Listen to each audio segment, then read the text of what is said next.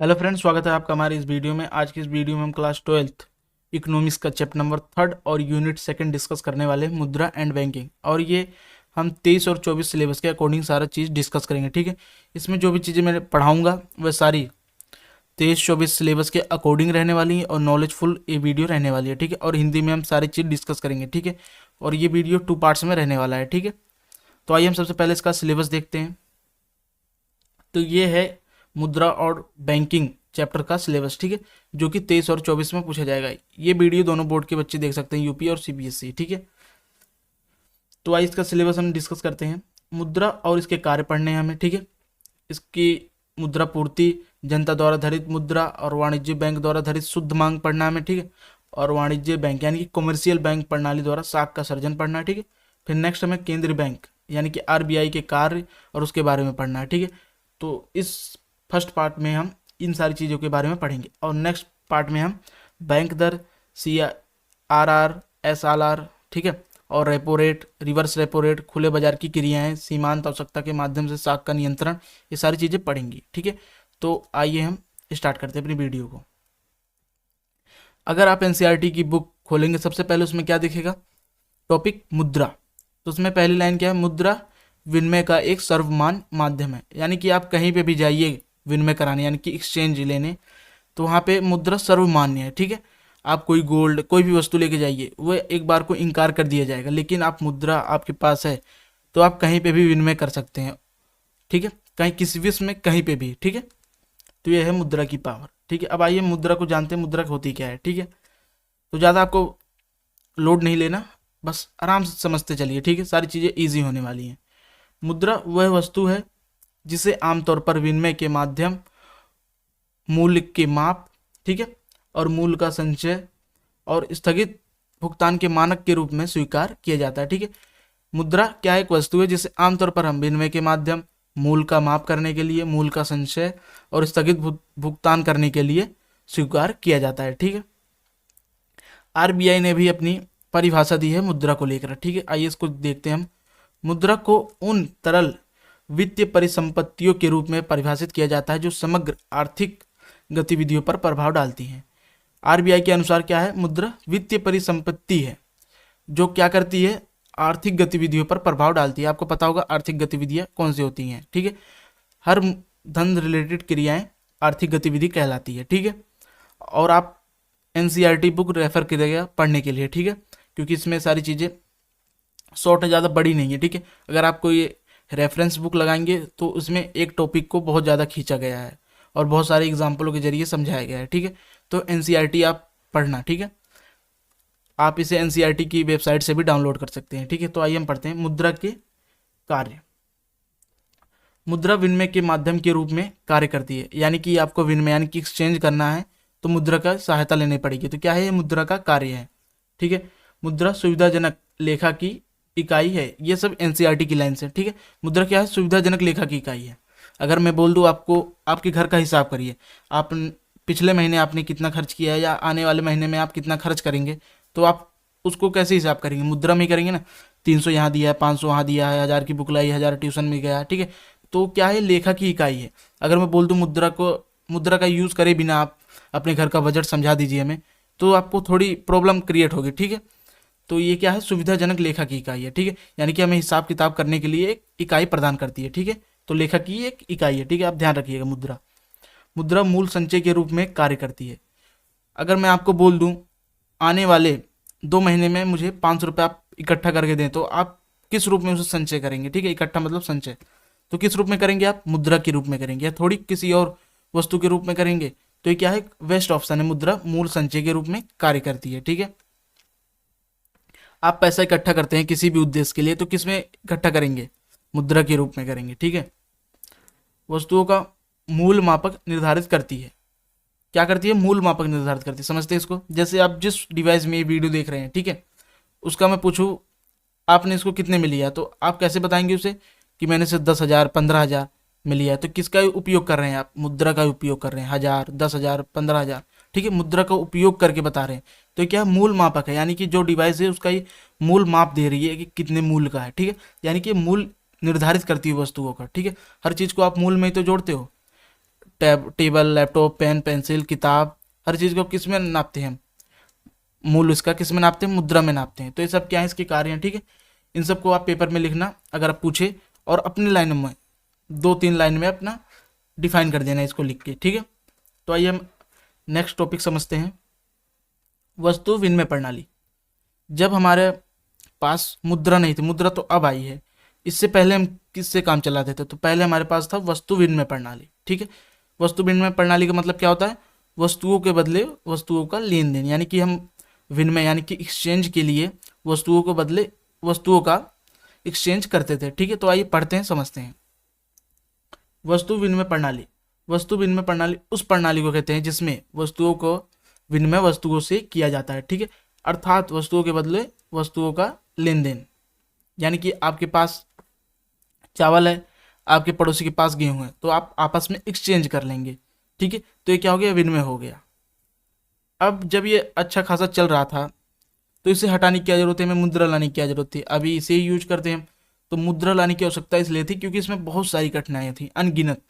ठीक है, तो इन कठिनाइयों को मुद्रा ने हटा दिया, इसलिए मुद्रा का इजाद किया गया। तो आइए कठिनाइयों के बारे में जानते हैं जिसके कारण मुद्रा का लाना पड़ा, मुद्रा को हमें। ठीक है, वस्तु विनिमय की कठिनाइयाँ।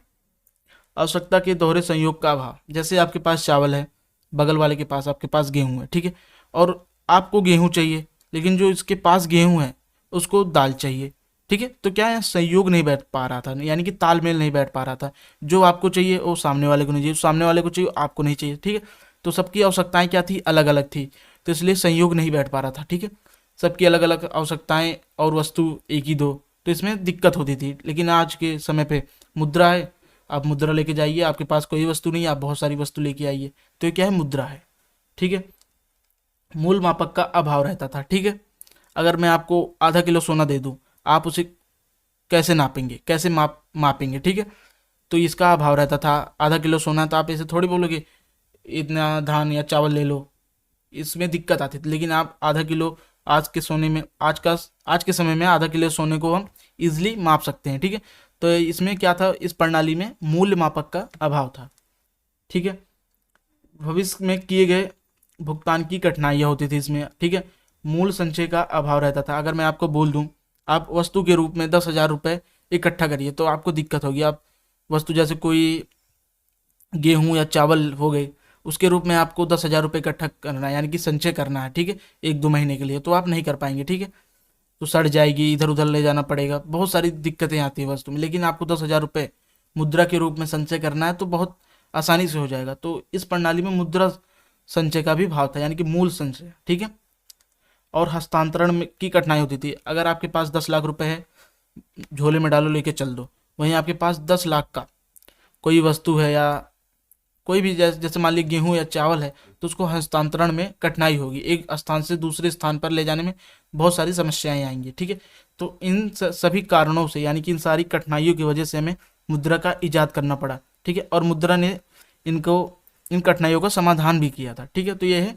वस्तु विनिमय प्रणाली। ठीक है, और इसे वाटर सिस्टम भी कहते हैं। अब हमारे पास नेक्स्ट टॉपिक आता है मुद्रा की पूर्ति। किसी समय बिंदु पर अर्थव्यवस्था में उपलब्ध कुल मुद्रा ही मुद्रा पूर्ति कहलाती है। ठीक है, यानी कि आज जो समय है, यानी कि ये समय बिंदु मान लीजिए आज करंट का, और इसमें जितनी भी मुद्रा उपलब्ध है किसी भी अर्थव्यवस्था यानी कि किसी भी देश में, वो क्या है? मुद्रा पूर्ति है। ठीक है, मुद्रा पूर्ति कहलाती है। आप भारत की कमेंट करें हमें। ठीक है, मुद्रा की पूर्ति को मुद्रा स्टॉक के रूप में भी जाना जाता है। ठीक है, ये अर्थव्यवस्था का स्टॉक चर होता है। ठीक है, इसको किसके रूप में जाना जाता है? स्टॉक के रूप में जाना जाता है। ये अर्थव्यवस्था का कौन सा चर होता है? स्टॉक चर होता है। ठीक है, यहाँ से 1 मार्क्स के क्वेश्चन बनने के, यानी कि एमसीक्यू बनने के चांसेस बहुत रहते हैं, इसलिए आप करेक्ट पढ़िए। अगर आपको एमसीक्यू में अच्छे नंबर लाने और अच्छे से अटेम्प्ट करना है तो आपको डीप और करेक्ट नॉलेज होनी चाहिए। ठीक है, अगर राइटिंग सेक्शन है तो आप उसमें नंबर ला लेंगे, कुछ ना कुछ टॉपिक हमें याद रहते हैं जिसे हम लिख देते हैं अपने से बनाकर। लेकिन एमसीक्यू में 4 ऑप्शन है, करेक्ट नॉलेज चाहिए, डीप नॉलेज चाहिए, तभी आपको 1 नंबर मिलेगा। ठीक है, नहीं तो उसी में फंस जाते हैं हम और समय भी जाता है। ठीक है, तो एमसीक्यू के लिए अलग से प्रिपरेशन करें इसमें। ठीक है, मुद्रा की पूर्ति को मापने के कई तरीके हैं। ठीक है, परंतु मानक रूप से हम इसके अंतर्गत हम प्रचलन में करेंसी और मांग जमा को सम्मिलित करके मुद्रा पूर्ति निकालते हैं। ठीक है, तो इसका सूत्र है मनी सप्लाई यानी कि MS equal to C plus DD। C का मतलब है करंट मनी यानी, और D का मतलब है, DD का मतलब डिमांड डिपॉजिट, ठीक है।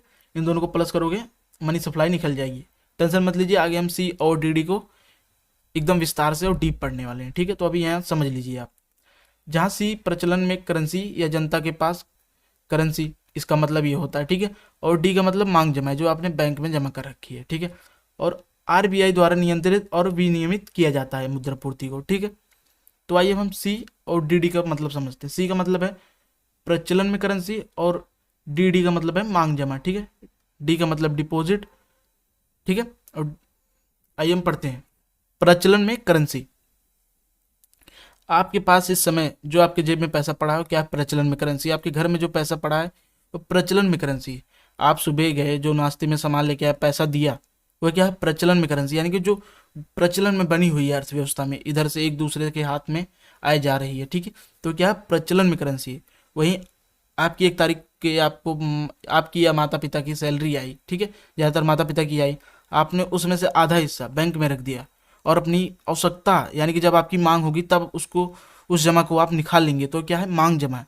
यानी कि हमारी मांग का मतलब अपनी आवश्यकता के अनुसार उस जमा को जब हम निकालते हैं चेक या डेबिट कार्ड के द्वारा, तो वे मांग जमाएं कहलाती हैं, ठीक है। हम इसे कहाँ रखते हैं, वाणिज्यिक बैंक में रखते हैं, ठीक है। इसे चेक जमा भी कहते हैं, क्योंकि जब आप वाणिज्यिक बैंक में यानी कि कॉमर्शियल बैंक, जैसे आप पंजाब नेशनल बैंक में आपने पैसा रख लिया, आपने मांग जमा 5,000, समझिए, आपको उसको निकालना, कैसे निकालोगे, थोड़ी डायरेक्ट हाथ फैला कर मांगोगे, वहाँ पे आपको चेक भरना पड़ेगा, उस चेक को आप ले जाके डिपॉजिट करोगे, फिर आपको पर वो करेंसी मिलेगी, ठीक है। तो ये क्या है मांग जमा है। तो आइए हम समझते हैं पेपर में हमें लिखना कैसे है इसको, ठीक है। प्रचलन में करेंसी के अंतर्गत उन सभी सिक्के, नोटों, हुंडी बिल आदि को सम्मिलित किया जाता है। यानी कि प्रचलन करेंसी के अंतर्गत हम सभी सिक्कों, नोटों, हुंडी बिल आदि को सम्मिलित किया जाता है जो अर्थव्यवस्था में प्रचलन में बने रहते हैं, ठीक है, समझिएगा।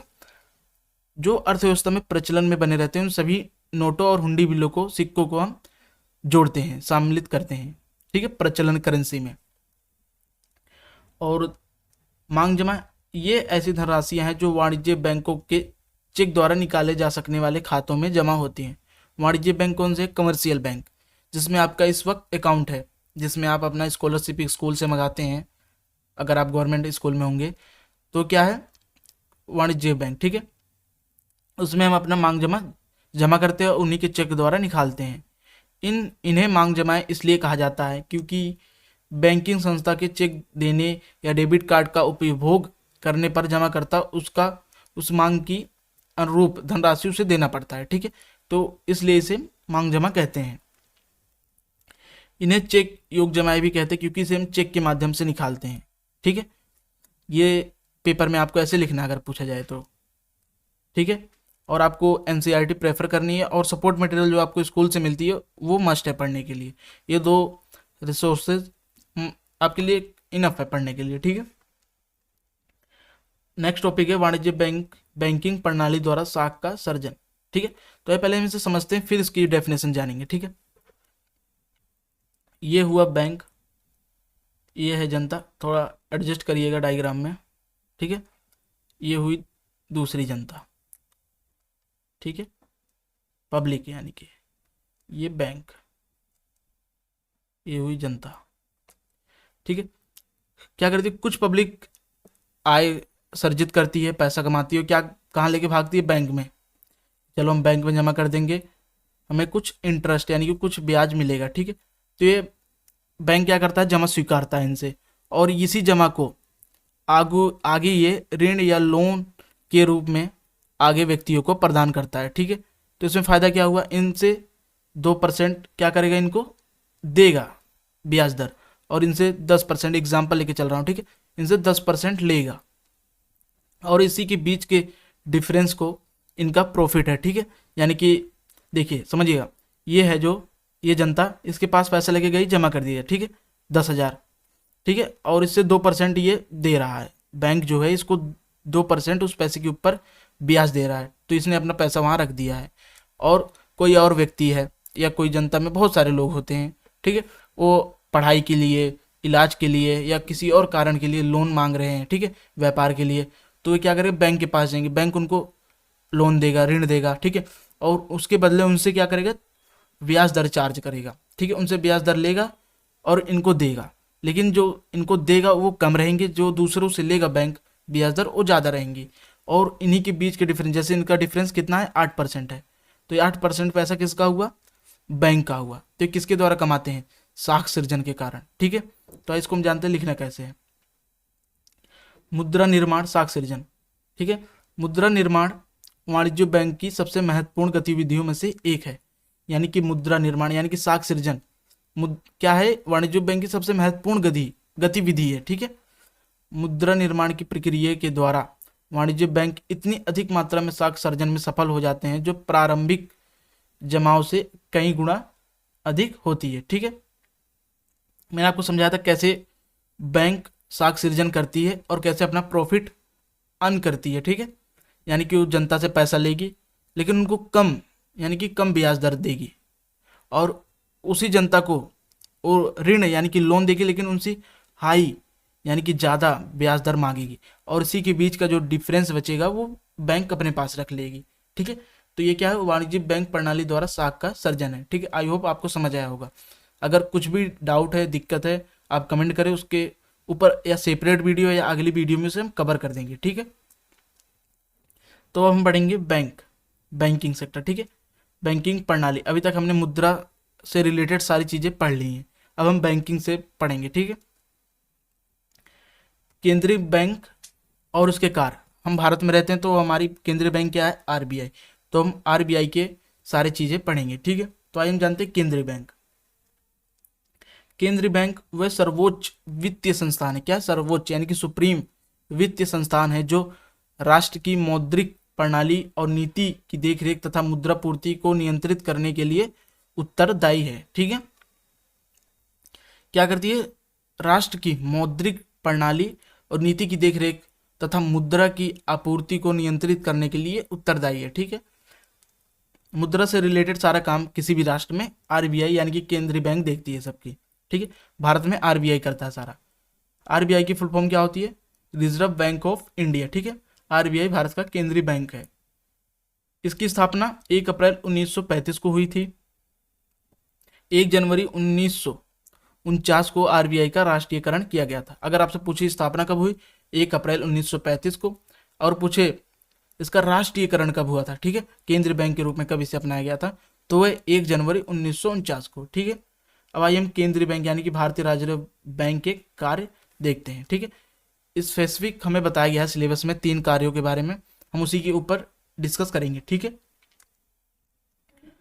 पहला करेंसी नोट जारी करना और छापना। ठीक है, करेंसी या नोट निर्गमन करने वाला बैंक। भारतीय रिजर्व बैंक देश में करेंसी या नोट छापने, जारी करने तथा इनके प्रचलन में लाने का एकाधिकार है। ठीक है, आरबीआई है वो अपने देश में करेंसी को छापने, जारी करने और प्रचलन में लाने का एकाधिकार उसे प्राप्त है। ठीक है, 1 रुपए के नोट को छोड़कर विभिन्न मूल वर्ग के मुद्रा नोट जारी करने का एकमात्र अधिकार है। यानी कि 1 रुपए और नोट को छोड़ दिया जाए तो सारी जो मूल्य वर्ग की मुद्राएं हैं उनको जारी करने का अधिकार किसके पास है, आरबीआई के पास है। ठीक है, भारतीय रिजर्व बैंक के ने करेंसी नोट जारी करने के लिए कौन सी प्रणाली अपना रखी है, तो उन्होंने न्यूनतम कोष प्रणाली अपना रखी है।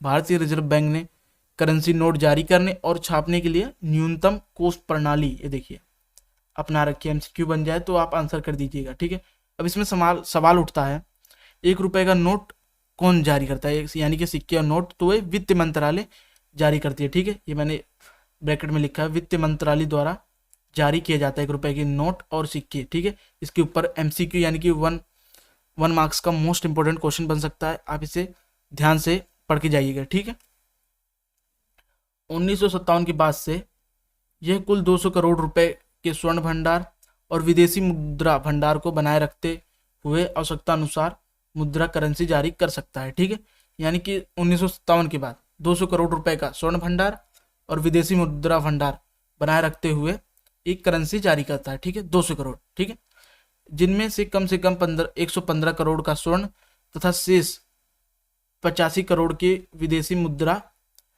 और विदेशी प्रतिभूतियों के रूप में अनिवार्य है। ठीक है, यानी कि 200 करोड़ रुपए का ये बनाए रखे हुए, उसमें से 115 करोड़ यानी कि गोल्ड है, स्वर्ण है, और 85 करोड़ क्या है, विदेशी मुद्रा है। ठीक है, अब जानते हैं विदेशी मुद्रा क्या होती है। ठीक है, पेपर में पूछ ले तो क्या लिखेंगे हम। जैसे कोई बाहर फॉरेन कंट्री का कोई व्यक्ति है, अमेरिका, कहीं का भी, अमेरिका को जान लेते हैं। ठीक है, वो 10 लाख डॉलर लेके आता है भारत में व्यापार करने। ठीक है, 10 लाख डॉलर, और जब भारत में से व्यापार करना है तो उसको एक्सचेंज कराना पड़ेगा मनी यानी कि रुपीज़ में, भारत की करेंसी में। तो कहाँ जाएगा, बैंक के पास जाएगा, बैंक के पास जाएगा, डॉलर देगा और रुपये लेगा, और जो डॉलर उसको मिलेगा विदेशी मुद्रा भंडार में बैंक जमा कर देंगे। तो ऐसे हमारा विदेशी मुद्रा भंडार बढ़ता है।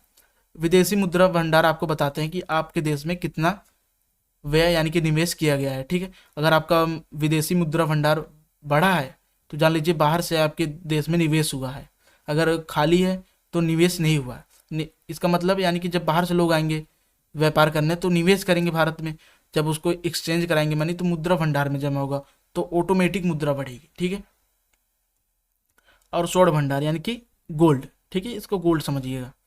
ये हुआ करेंसी नोट को जारी करना और छापना। अब हम पढ़ेंगे सरकार का बैंक या बैंकर इसे कहा जाता है। ठीक है, भारतीय रिजर्व बैंक का दूसरा महत्वपूर्ण कार्य भारत सरकार और राज्य के बैंकर, एजेंट और सलाहकार के रूप में कार्य करना। ठीक है, इसका दूसरा महत्वपूर्ण कार्य, पहला क्या है, नोट को जारी करना, छापना, प्रचलन में लाना। लेकिन दूसरा महत्वपूर्ण कार्य है भारत सरकार और राज्यों के बैंकर, एजेंट और सलाहकार के रूप में कार्य करना। कोई भी वित्तीय मामला होगा तो आरबीआई की उसमें सलाह जरूर ली जाएगी। ठीक है, यह राज्य और केंद्र सरकार के सभी बैंकिंग कार्य करता है, यानी कि राज्य और केंद्र सरकार के सभी बैंकिंग कार्य करता है। ठीक है, यह आर्थिक और मौद्रिक से संबंधित मामलों पर सरकार को उपयोगी सलाह देता है। ठीक है, मौद्रिक नीति से संबंधित मामलों पर सलाह देता है, समझिएगा गौर से। यह सरकार के सार्वजनिक ऋण का प्रबंधन करता है, यानी कि समय आने पर यह सरकार को ऋण भी देता है, यानी कि फाइनेंशियली भी हेल्प करता है। ठीक है, तो इसलिए इसे सरकार का बैंक या बैंकर कहा जाता है। अगर सरकार को जब पैसे की जरूरत पड़े किसके पास जाएगा, आरबीआई के पास जाएगा।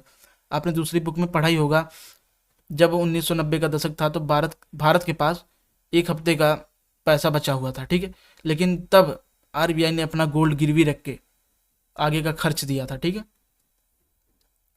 अब हमारा लास्ट कार्य बैंकों का बैंक है ये।